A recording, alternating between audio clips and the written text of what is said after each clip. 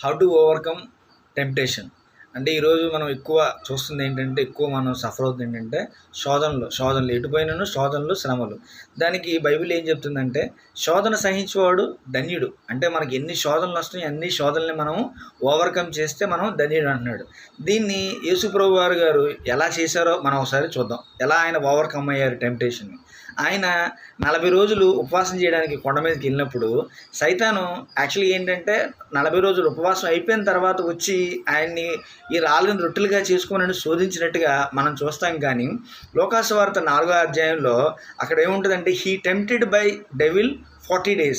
అంటే 40 రోజులు ఆయన, అంటే ఈ 40 రోజులు ఉపవాసంలో 40 రోజులు పగళ్ళు రాత్రులు ఆయన ఉపవాస ప్రార్థనలు చేస్తున్నప్పుడు సైతాన్ ఆయన్ని వచ్చి శోధిస్తూనే ఉంది. అంటే devil want to interrupt him, ఆయన్ని ఆపాలని. కానీ ఆయన ఆపలేకపోయింది. ఎంత శోధించినా, ఎంత ఇబ్బంది పెట్టినా 40 రోజులు పూర్తి చేసుకొని ఆయన కొండ మీద వచ్చి కూర్చున్నాక మళ్ళీ వస్తుంది. మళ్ళీ వచ్చి నువ్వు, ఆయన అలసిపోయి ఎంతో బాధలో అలా కూర్చుంటే, నిజానికి మనం ఒక 3 days 4 days కానీ తిండి తినకపోతే వాంతులతోనూ మరి చాలా ఇబ్బందులతో మనం హాస్పిటల్కి అడ్మిట్ అయిపోతాం. కానీ 40 days ఆయన అలా చేసిన తర్వాత ఉపవాసాలు ఉండి 40 రోజులు ఆయన మరి ప్రార్థనలు చేసి కొండ మీద దిగినప్పుడు, మనుషులు రొట్టె వల్ల మాత్రం కాదు కానీ దేవుడు మాట వల్ల బ్రతుకును అని అన్నాడు.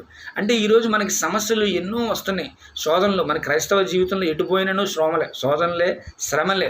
ఎందుకంటే పౌలు అన్నాడు, ఎటుపోయినను శ్రమలే, ఎటుపోయినను సమస్యలే. కానీ ఆయన ఏమన్నాడంటే, నా కృప నీకు చాలును. ఈరోజు మనకి మరి యేసు ప్రభు గారు ఒకవేళ 40 రోజుల్లో అపవాది శోధిస్తుందని అక్కడ ఆగిపోయినట్టయితే ఈరోజు ఆయన మన కోసం ప్రాణం పెట్టేవారు కాదు. ఈరోజు మనకి రక్షణ, మారు మనసు వచ్చేది కాదు. నీవు నేను మనకి ఈ శోధనలు మనం జయించాలి. ఈ శోధనలు వచ్చాయని మనం ఆగిపోవద్దు. అపవాది ఒకసారి మన ముందు ముళ్ళ కంచెల్లాగా ఇటుపోనీయకుండా చేస్తుంది. కానీ మనం ఏం చేయాలంటే జంప్ చేయాలి. జంప్ చేయాలంటే దేవుడు మనలో ఉండాలి. మనం ఆయన యందు విశ్వాసంగా ఉండి ఆయనతో ఉంటే మన శోధనల్ని జయిస్తాం.